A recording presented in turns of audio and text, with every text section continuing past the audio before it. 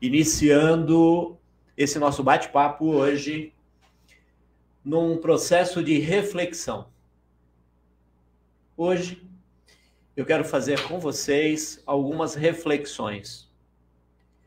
Nós estamos hoje, é a última quarta-feira do mês de setembro, simbolicamente eleito para a gente falar de um tema deveras tortuoso, sensível, que é a questão do suicídio.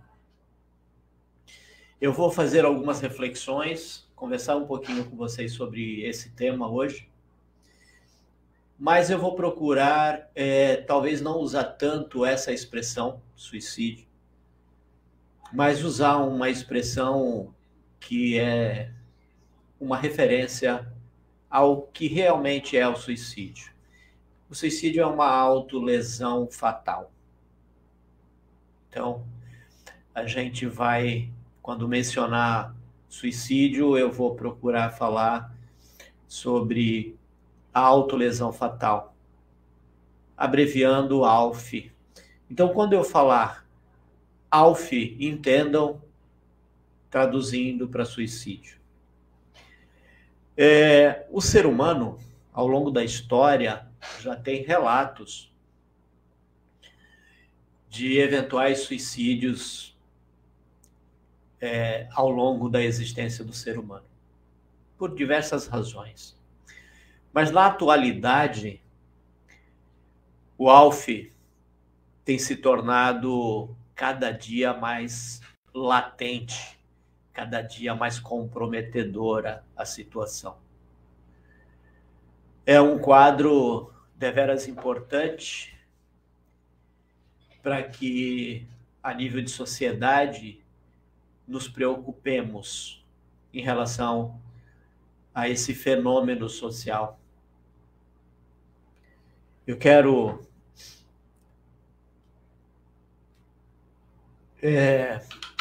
trazer aqui algumas reflexões. Hoje, pela manhã e ontem à tarde, eu tive o privilégio, porque para mim é um privilégio, me encontrar com pessoas da saúde e fazer com eles um bate-papo, uma espécie de oficina, um encontro para falar sobre esse tema. As pessoas que lidam na área da saúde têm sido desafiadas há muito tempo, porque lidar com a doença, lidar com o sistema de saúde, ainda mais no Brasil, com todas as suas dificuldades, é um mistério que exige muito do ser humano que atua lá dentro. Então eu tive essa oportunidade de fazer com alguns grupos. Ontem à tarde nós tivemos um encontro com um grupo de pessoas da área da saúde, isso dentro de um hospital de pequeno porte aqui em Santos, conversando um pouquinho sobre esse tema. E hoje, pela manhã, com um outro grupo, em face da necessidade de revezamento e os turnos, para a gente poder ter alguns minutos para falar sobre essas questões. São questões extremamente delicadas, né? Nós temos que pensar que o ALF é um fenômeno social. É um fenômeno social. E como fenômeno social, é importante que a gente olhe para dados, para números, para poder entender a dimensão dentro de um determinado contexto, entender a dimensão dessas ocorrências dentro de um contexto regional, nacional, mundial. Recentemente, a Associação Brasileira de Psiquiatria colocou à disposição de quem quiser acessar, em PDF, uma cartilha falando dessas questões, com algumas orientações que eu reputo muito importantes. Essas orientações, elas trazem dados que foram colhidos junto à Organização Mundial da Saúde. Um deles, por exemplo, é que atualmente, isso, esse dado é de 2019, portanto, um pouquinho antes da pandemia, mas muito recente ainda, para dados mundiais, a Organização Mundial da Saúde diz que em 2019, a cada 100 mortes, uma era por ALF, autolesão fatal. Isso é um número absurdo de alto. Absurdo de alto. E quando a gente fala desse fenômeno, a gente precisa passar os olhos sobre o que eventualmente leva as pessoas a essa situação. São várias situações. Desde problemas psiquiátricos mesmo, doenças mentais, até desalentos sociais, desavenças de relacionamentos, uso de droga, surtos psicóticos, que qualquer um está sujeito, os graves problemas emocionais que as pessoas enfrentam. E diante da desesperança estabelecida em razão dessas situações emocionais, as pessoas desistem de viver. Não veem mais sentido em continuar existindo. Isso nessas situações.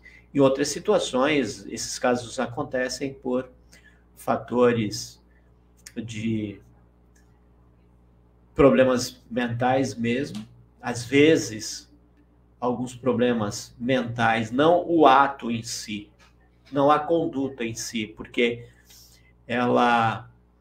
a conduta em si, ela não tem uma representação hereditária, mas o que levou determinado sujeito a essas condutas pode ter uma causa genética, uma causa hereditária, muito embora alguns instrumentos orientadores dizem que há uma possibilidade maior quando já há registro de suicídios na família. Então, há uma probabilidade de que essa situação, esse fenômeno possa acontecer nessa mesma família ou com alguns entes dessa família. E as minhas reflexões no dia de hoje, elas vão numa direção que é a situação em que as pessoas que são impactadas por esse fenômeno têm que lidar com um grau de comprometimento emocional absurdo. Essas situações, elas são deveras importantes de serem olhadas, que são as consequências àqueles que vivem no entorno familiar, no entorno de uma instituição de trabalho, de uma empresa, que conviveram com uma pessoa que se autolesionou de maneira fatal, porque essas pessoas são impactadas de forma muito grave. Algumas conseguem lidar com isso com mais facilidade, outras não. Algumas pessoas terão grande dificuldade de lidar com esse fato. Isso acaba se tornando um trauma que pode levar Essas pessoas que foram impactadas por um evento social dessa natureza, levadas a, de repente, desenvolverem um transtorno emocional em razão desse fato. Eu tenho uma que eu chamo de sábia anciã, que é uma ilustre professora de psicologia, a quem eu devo muito conhecimento trazido de maneira que a gente pudesse absorver um pouco da sua sabedoria. É uma doutora em psicologia que por muitos anos foi da Universidade de Haifa, em Israel, e eu tive a oportunidade de conhecer essa pessoa, e há mais ou menos uns 10 anos eu conheci o seu trabalho e uso o seu trabalho dentro de uma série de atividades que a gente faz. Ofra Aiello. Ofra, juntamente com mais 2 profissionais da psicologia, a Dmitry, de Israel também, e Molly Lahab, que é de Israel, eles escreveram um livro que chama Basic Phi, ou Basic PH, isso falando no nosso idioma para entender um pouco melhor. E dentre das informações que ela traz lá, ela traz uma analogia para a gente entender como é que funciona esse fenômeno social da autolesão fatal. Ela comenta: imaginem que você está na beira de um lago. E aí você pega uma pedra.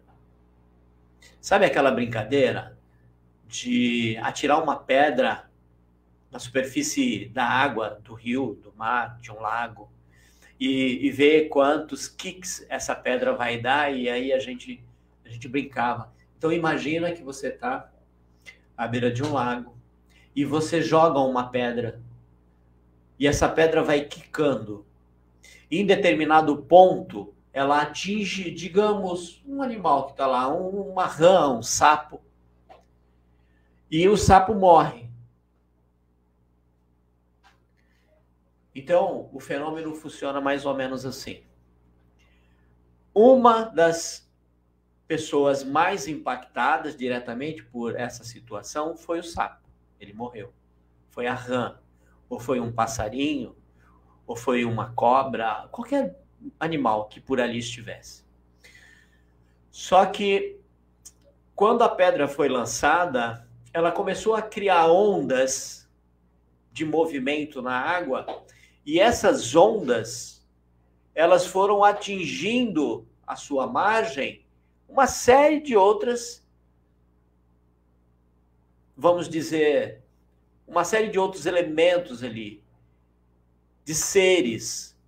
Pode ser uma larva, pode ser um pequeno peixe que estava em algum ponto.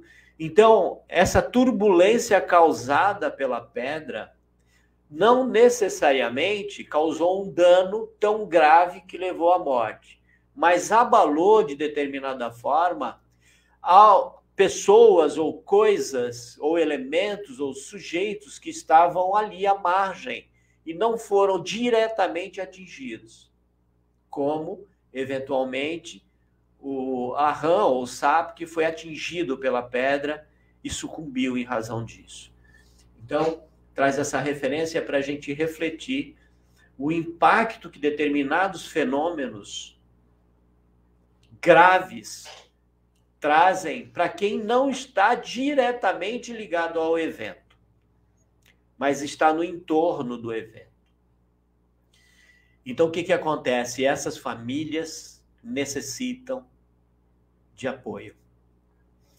Esses amigos necessitam de colaboração para dar conta de suportar esses eventos que aconteceram à margem da sua existência.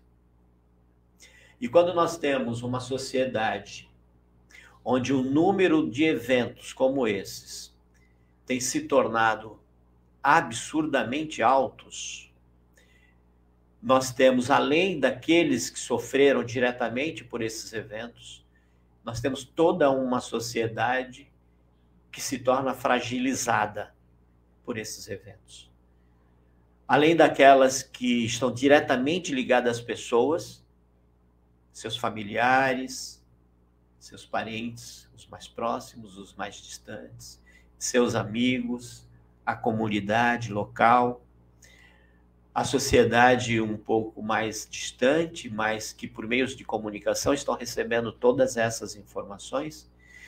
E a nível mundial isso tem trazido um impacto absurdo nas questões de regulação emocional de uma população humana já extremamente fragilizada. Os casos já eram bem numerosos antes da pandemia. Mas depois da pandemia, os números se ampliaram por uma série de razões. Um fenômeno como a pandemia, que pelo menos das últimas 5, 6 gerações não tem ideia do que é isso, não tinham ideia do que é uma pandemia como a que nós enfrentamos. Então, é tudo muito novo e as pessoas não estavam habituadas a se sujeitar a situações com alto grau de risco sobre as suas vidas, presenciando a partida de vários parentes, o falecimento de vários parentes, vários amigos, tendo que ficar recluso em casa, tendo que lidar no dia a dia com as dificuldades com crianças, principalmente os pais com crianças pequenas, pais que tinham uma rotina bem diferente, pais com rotina de trabalho, levava a criança na escola, mal viam os filhos e de repente tiveram que conviver todo um dia, toda uma semana, todo um mês, muito mais que um mês, muitos meses, com a rotina totalmente alterada. E uma das consequências de tudo isso, certamente, foi o aumento dos problemas emocionais da população. Nós temos situações, de certa forma, um tanto quanto controladas, e outras nem tanto.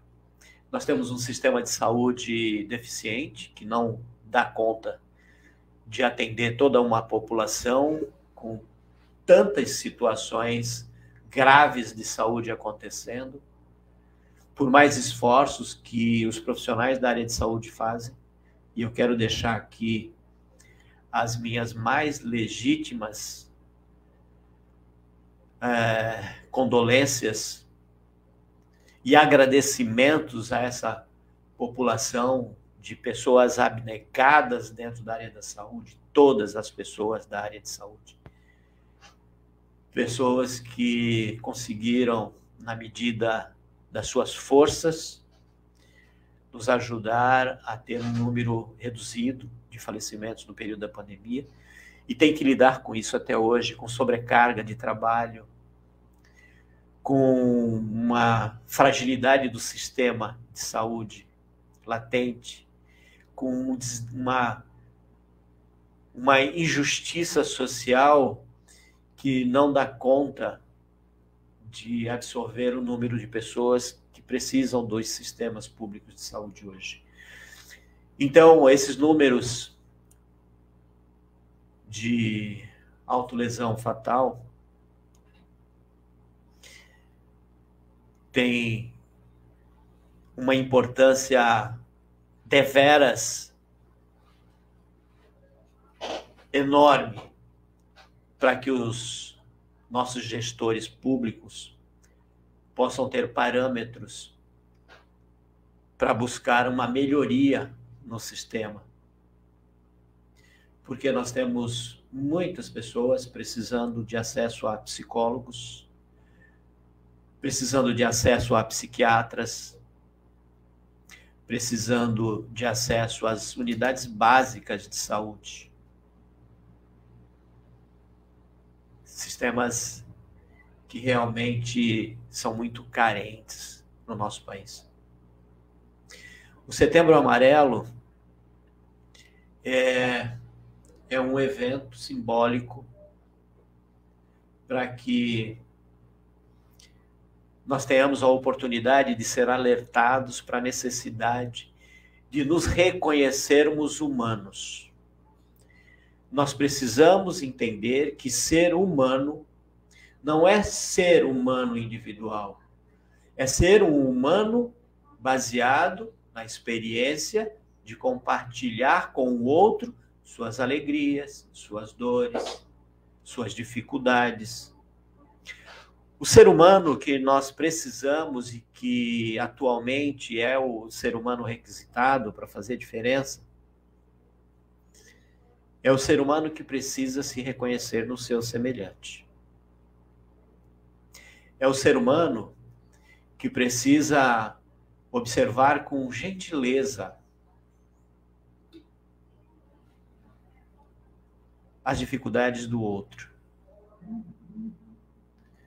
Isso é extremamente importante. Eu vou só fazer aqui um ajuste.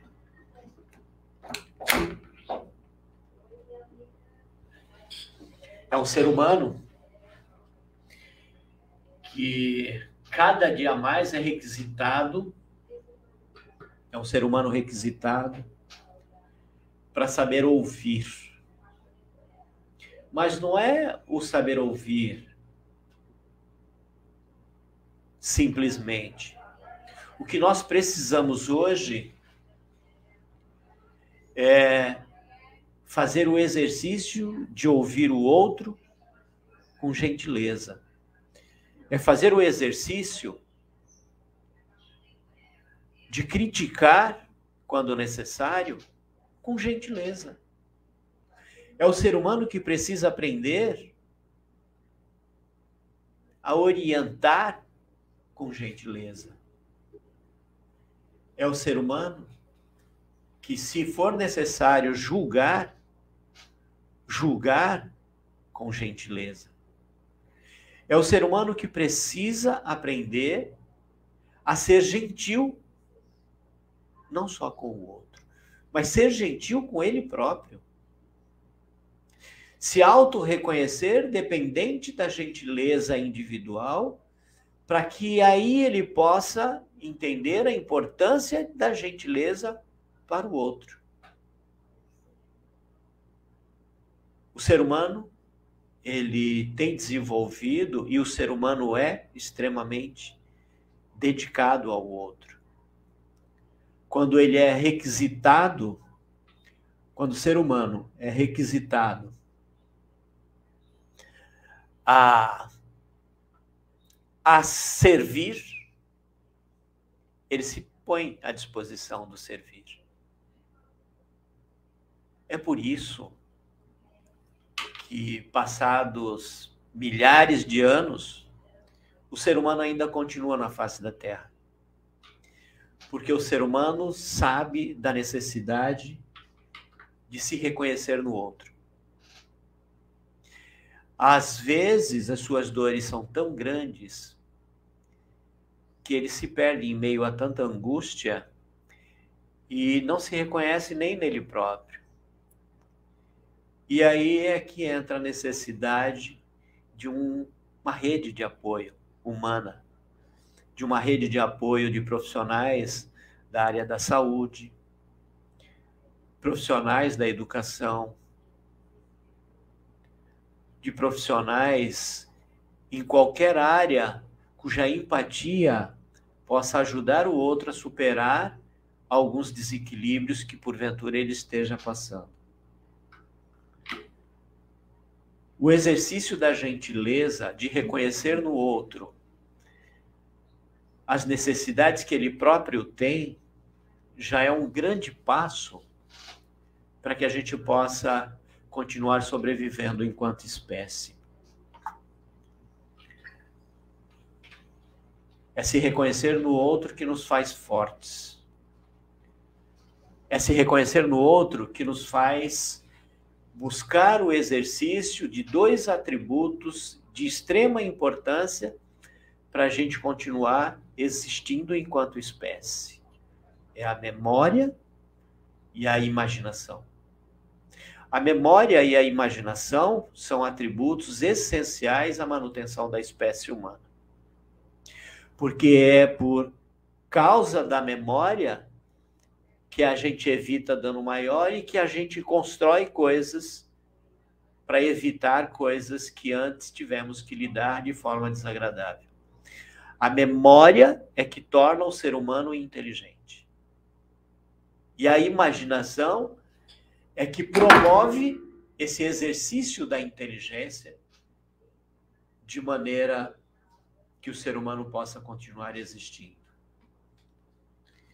E o Setembro Amarelo, simbolicamente, vem para mostrar o quanto nós precisamos uns dos outros. Simbolicamente, o Setembro Amarelo é um período de profunda conexão com as dores do ser humano. É um alerta para o que tem acontecido e que nós podemos evitar. Um pouco mais de atenção ao nosso semelhante. Um pouco mais de atenção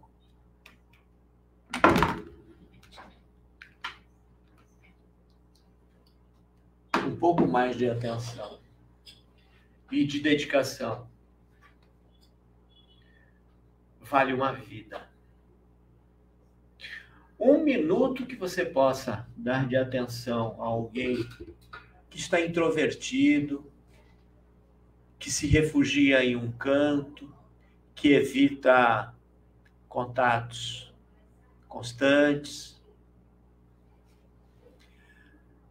1 minuto de dedicação. Quando você percebe que há alguma coisa acontecendo com aquele seu colega de trabalho, com aquele seu parente, aquele seu vizinho, o silêncio, a introspecção, a solidão que não é corriqueira, é um alerta que nós precisamos observar, que nós precisamos ter um olhar para o outro. São sinais importantíssimos para que a gente, de repente, para que nós possamos evitar a perda de vidas. As pessoas, quando estão nessa situação de desregulação emocional, desalentadas, desesperançosas, elas dão muitos sinais. Só que nós, seres humanos, temos andado tão atribulados que às vezes não damos a devida atenção a esses sinais. São sinais de pedido de socorro. E às vezes eles são discretos. Às vezes eles são, assim, tão silenciosos, justamente pela falta de crença de que a vida vale a pena por quem está passando algum problema sério, emocional, financeiro, um desalento familiar, um desarranjo de relacionamento, que pode levar a consumo de drogas, que pode, porque o ser humano ele vai tentar de tudo que ele possa ter ao seu alcance, porque ele, em essência, ele não quer partir. Ele quer arrumar uma forma de aliviar aquela dor latente. Ele quer ter esperança. Ele quer ver a sua vida fazer sentido. E às vezes o pedido de ajuda, ele é tão frágil, tão fraco. E no mundo onde nós temos tantas outras preocupações, tantos problemas para dar conta, esses sinais eles passam despercebidos. Quantas vezes eu já ouvi, pós essas fatalidades, alguém comenta: puxa vida, você sabe que há algum tempo eu sentia falta dessa pessoa não estar mais saindo de casa. Esse vizinho, ele sempre saía e passeava com o cachorro, mas faz mais de 6 meses que ele nem da porta sai mais. Ele não sai nem no corredor do prédio. Só que essas observações, elas precisam ser atuais, latentes. Começou a perceber um comportamento diferente, puxa, o que está acontecendo? Será que é alguma coisa que eu possa ajudar? Pergunte para o porteiro, pergunte pelas pessoas do seu prédio, que eventualmente você viu e já não está vendo mais. Na escola, crianças, jovens, adolescentes, o número de jovens e adolescentes com situação semelhante às condutas que nós observamos aqui, de autolesão fatal, tem crescido muito. E depois que acontece, aí aquelas questões vêm à tona, né? Puxa, mas olha, o pessoal zoava com ele. Era só brincadeira.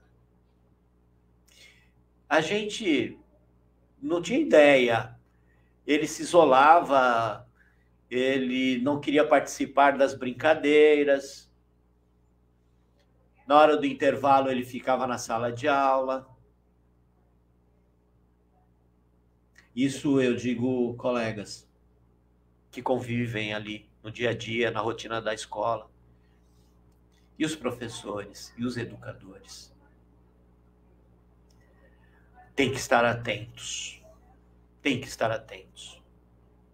Sentiu alguma diferença de comportamento? Conversa com a criança. E ao conversar, percebeu dificuldade de extrair algum elemento, converse com a coordenação, passe para as pessoas responsáveis para que tomem as providências e dê uma atenção dedicada, focada, um departamento próprio, para que essa criança possa receber atenção. Convide os pais, conheça a história dos pais, procure saber o que está acontecendo. Os educadores, eles são um termômetro fabuloso que precisa ser utilizado para buscar a atenção sobre esses fenômenos. Às vezes, o adolescente, ele passa, às vezes, mais tempo na escola do que com seus pais. E o educador é aquele que tem mais o olhar perceptivo sobre o comportamento dessa criança ou desse adolescente, porque passa algumas horas com eles num período praticamente de quase meio-dia. Passam 4 horas, 3 horas, 5 horas com essas crianças, com esses adolescentes. E é necessário ter esse olhar. Não que seja resolver os problemas que esses jovens, essas crianças passam, seja de obrigação do educador.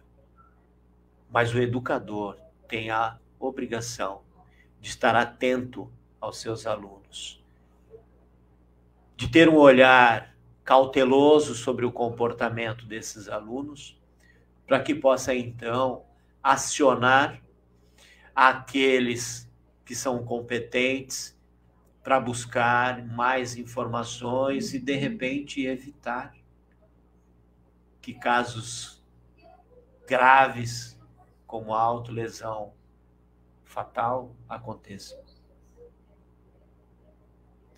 Há dados, assim, absurdos sobre o número de crianças e adolescentes e jovens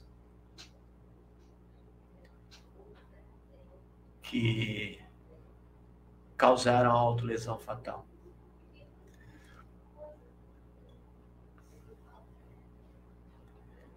E depois, o que se escuta ele andava meio estranho. Agora, pensando bem, já fazia alguns dias que ele parecia diferente. Mas, como é criança, criança é assim. Uma hora tá assim, outra hora tá assado. Não. Não. Não é uma hora tá assim, outra hora tá assado. Percebeu alguma diferença comportamental? Acenda a luz amarela. Observe melhor. Converse com seu aluno. A partir da conversa, você já vai perceber se tem alguma coisa além daquilo que você consegue observar. E aí, o professor tem a obrigação de levar ao conhecimento da coordenação, do seu coordenador, e o coordenador tem a obrigação de tomar as providências em relação a colher melhores informações sobre essas crianças, esses adolescentes, esses jovens. É uma rede de apoio que precisa ser acionada o tempo todo. Essa rede é uma rede de apoio à vida. Não é só uma rede de apoio educacional. É uma rede de apoio à vida. Nós sabemos e somos conscientes que as coisas não andam bem. Não andam bem. Palavras que são colocadas e às vezes ouvidas e desprezadas, até porque a gente também não tem muito tempo para algumas coisas. Eu estou cansado dessa vida. As coisas não fazem mais sentido para mim. Sabe, se eu tivesse um botãozinho, liga, desliga, eu já teria desligado. Como é difícil ter que dar conta de tudo, de tanta coisa, e ainda ser um funcionário produtivo. São sinais. A luz amarela precisa estar acesa. E não é só no Setembro Amarelo. A luz amarela, ela tem que estar acesa o tempo todo, para que a gente possa salvar vidas.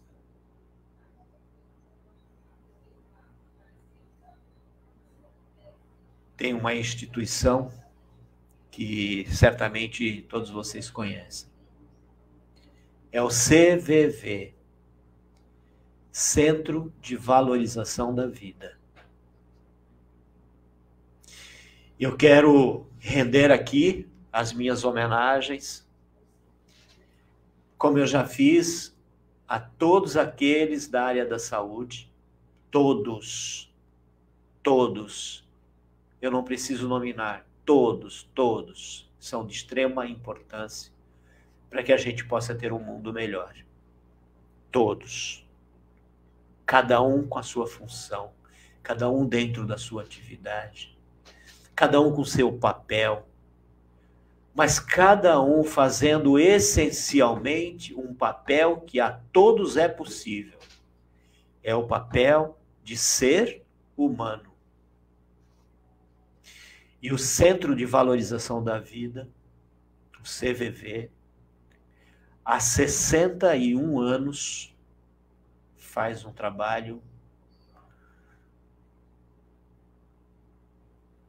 memorável. É um trabalho feito por centenas de voluntários que recebem treinamento, recebem orientação para fazer esse suporte à manutenção da vida. Através, hoje, mais modernamente falando, através do WhatsApp, através de uma rede de comunicação por telefone, através de um telefone que, a nível nacional, alguém em algum lugar vai ouvir e salvar uma vida. E o CVV faz isso há 61 anos. Se não me falha a memória, esse ano faz 61 anos. São centenas de voluntários. E muitos dos voluntários começaram a ter esse olhar porque foram salvos.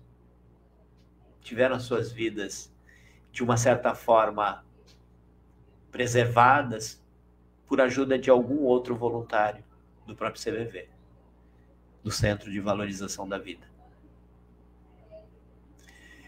Nós temos a maior e a mais eficiente rede de comunicação para salvar vidas. O CVV é uma delas. Mas a principal é aquela rede que nos liga ao ser humano. Nós, seres humanos, só sobrevivemos porque temos outros seres humanos cuidando de nós. O ser humano, quando nasce, se ele não for cuidado por um outro ser humano, não sobrevive. É diferente de vários animais. Ele tem uma memória incrível, imaginação, consciência, inteligência, para o bem e para o mal. Esse é o ser humano. Mas ele tem um quadro de dependência absurda. Esse quadro é um quadro de dependência extrema do outro ser humano. Nenhum ser humano vive só. Nós somos gregários. Nós precisamos do outro. Por mais que a gente se isole,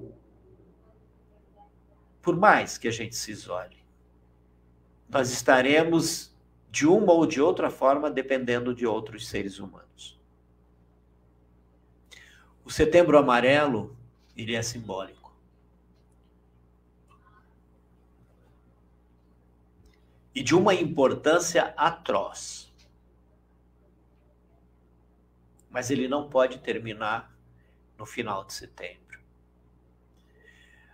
O amarelo do alerta precisa estar acionado todos os dias, de todas as semanas, de todos os meses, de todos os anos, para sempre, para sempre. Nós precisamos entender que o outro precisa de nós, que nós precisamos do outro, que nós necessitamos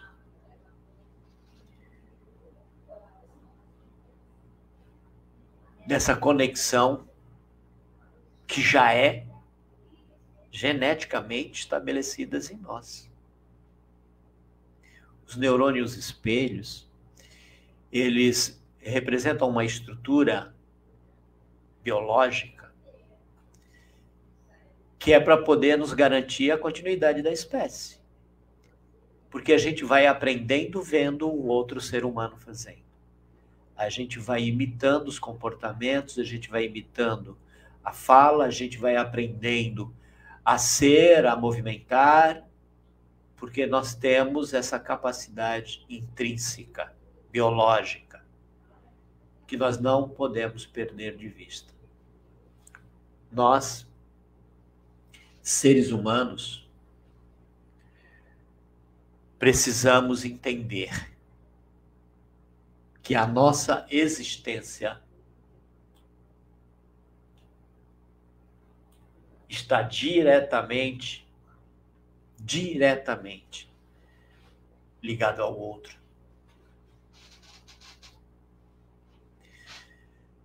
E por mais que a gente conheça, tenha experiência, nós precisamos estar sempre renovando, porque novas gerações vão surgindo.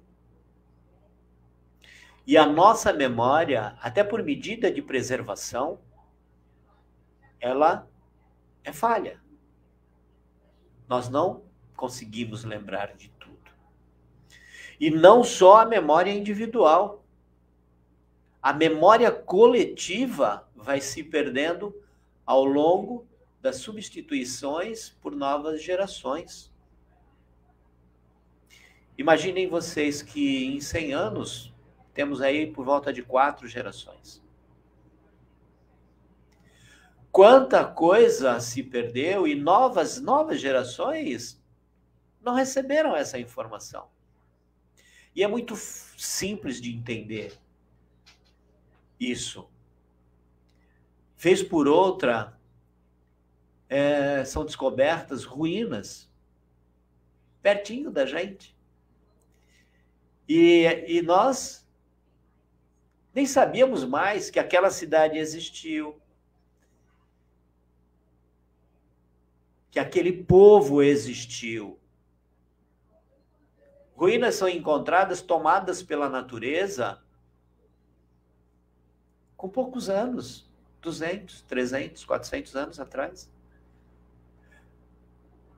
Então, nós precisamos, a todo tempo, estar lembrando as novas gerações do que é ser humano. Nós precisamos fazer isso. Todos nós. As novas gerações vão aprender com os exemplos.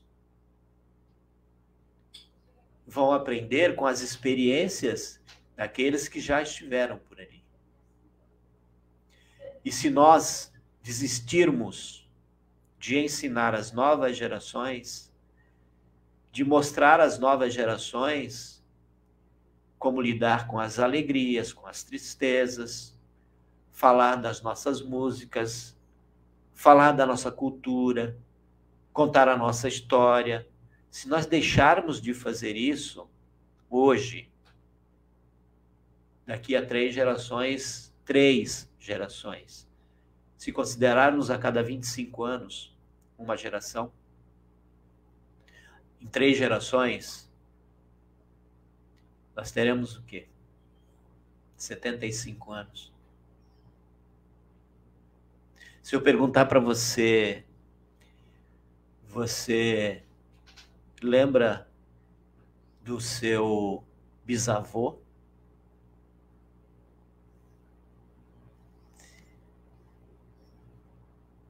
Poucos se lembrarão. Antigamente, alguns povos tinham como referência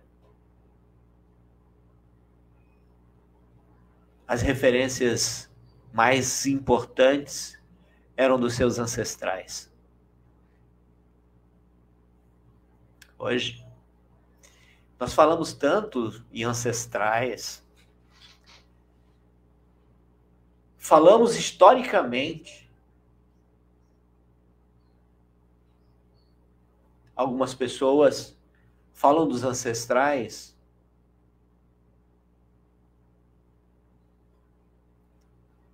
mas não conhecem as histórias dos seus ancestrais, que foi perdido ao longo do tempo. Então, imaginemos que daqui a 3 gerações, 4 gerações, o que nós passamos em razão da pandemia, as perdas, as dificuldades, a inteligência humana fazendo valer para produzir vacinas, a dedicação de pessoas que se colocaram diuturnamente trabalhando em hospitais, colocando a sua vida em risco, daqui a 4 gerações não serão mais lembrados. Vejam quantas agrúrias o ser humano já passou, já enfrentou. Guerras, tormentos, epidemias, terremotos. Quantas civilizações já se perderam e a gente nem lembra mais que existiram. Porque isso não foi passado. Foi perdido. Porque, essencialmente, nós não tínhamos tempo a perder. Esse é o discurso. Eu não tenho tempo a perder. O tempo é dinheiro. A vida é o bem mais valioso. Aquilo que nós deixamos para os nossos herdeiros, aquilo que nós contamos e orientamos, que ensinamos, isso é valioso. Mas vivemos uma loucura onde o tempo é dinheiro e nada mais importa.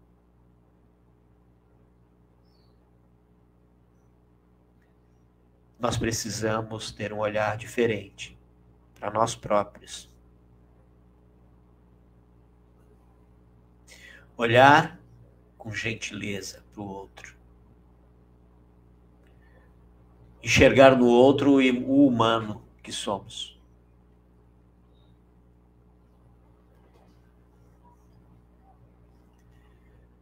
No próximo ano,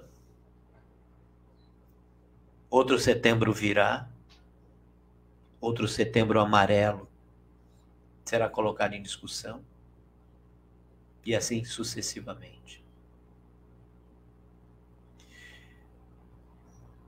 Pensem, atuem, ajudem, respeitem de forma efetiva cada dia da sua vida. Cada dia da sua vida, valorize a vida.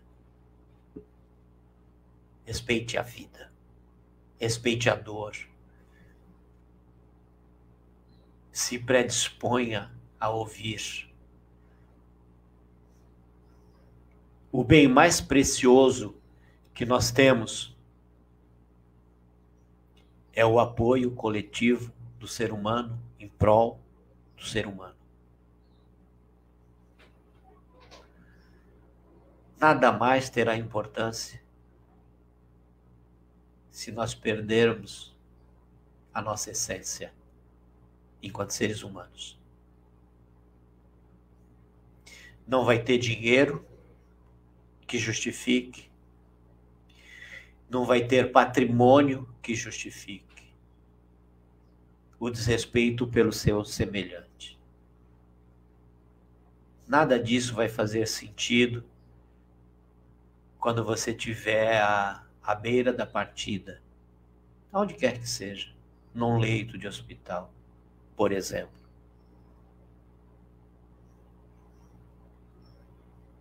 Seja humano acima de tudo. E o Setembro Amarelo não termina no final do mês de setembro. Os gestores, administradores das organizações, das instituições públicas, instituições privadas, precisam estar atentos aos seus colaboradores. Não tem eficiência laboral que justifique perder trabalhadores pela autolesão fatal, quando sequer o seu gestor ou seu líder direto percebeu nada de errado com ele. Só era meio lento, andava distraído. Algum colega, mas ele às vezes não falava coisa com coisa. mas ele tinha que produzir, porque ele precisava do salário, ele precisava comer, ele precisava sustentar a família, até o ponto onde ele não resistiu mais, onde as coisas não fizeram mais sentido. E aí ele se foi. E só depois que aconteceu, aí se escuta esse discurso. E algumas organizações simplesmente substituem. Simples assim. Põe outro no lugar. Abre um processo seletivo. Aconteceu na sua empresa? Reúne grupos. Faz oficinas.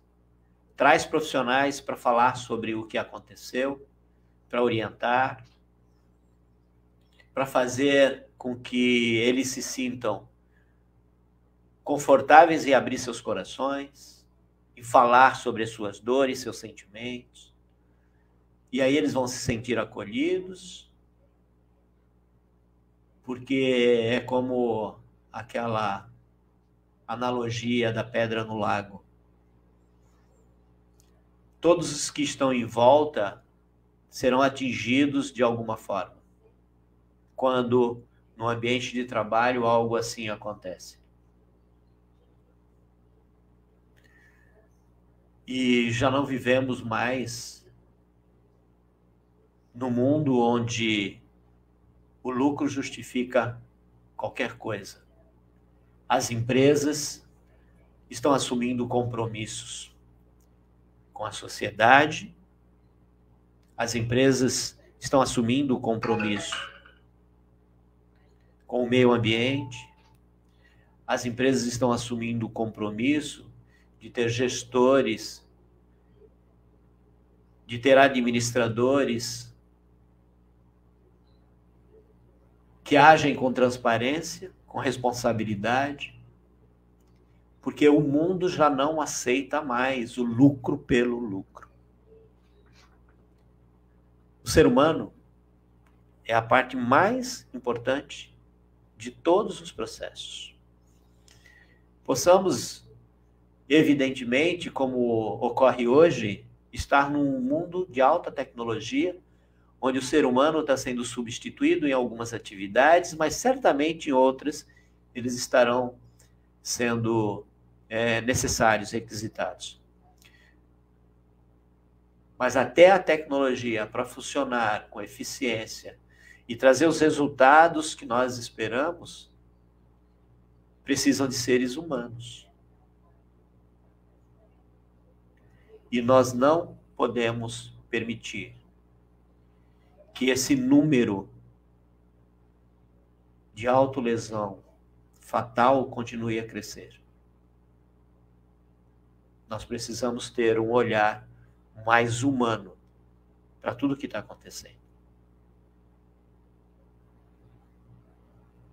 Seja gentil com todos os seres humanos que estão à sua volta. Os exatamente mais próximos até os mais distantes. Seja gentil no envio de uma mensagem, seja gentil ao fazer uma crítica, seja gentil ao orientar, seja gentil ao ouvir, ao escutar, seja gentil com você. E aprenderás a ser gentil com o outro. Quem sabe essa gentileza não possa mudar esses números absurdamente altos de autolesão fatal. Continuem com o amarelo. Continuem com esse olhar de humano para humano. Aqui é o Tom, fazendo algumas reflexões sobre o Setembro Amarelo e agradecendo especialmente a todos os voluntários, organizadores, administradores do CVV, a todas as pessoas da área da saúde, na Baixada Santista, no Estado, no Brasil, no mundo. São verdadeiros guerreiros, as pessoas que lidam com a saúde do ser humano, em todas as suas formas, a saúde mental, o físico, o psicológico, todos os profissionais envolvidos em cuidar do ser humano. Eu aqui deixo os meus agradecimentos, sinceros agradecimentos a tanta dedicação. E por aqui eu vou ficando, no podcast do Tom, o Mago, com as reflexões do Setembro Amarelo. Até o próximo encontro, no podcast do Tom, o Mago, ao vivo, às quartas-feiras, às 16 horas, diretamente pela ZN Litoral, pelo Instagram do Treinando Humanidades, pela rádio ZN, rádio web ZN Litoral, e em todas as plataformas digitais e as redes sociais. Um abraço do Tom, felicidade, povo da Terra-média. Até o nosso próximo encontro. Muito obrigado e até breve.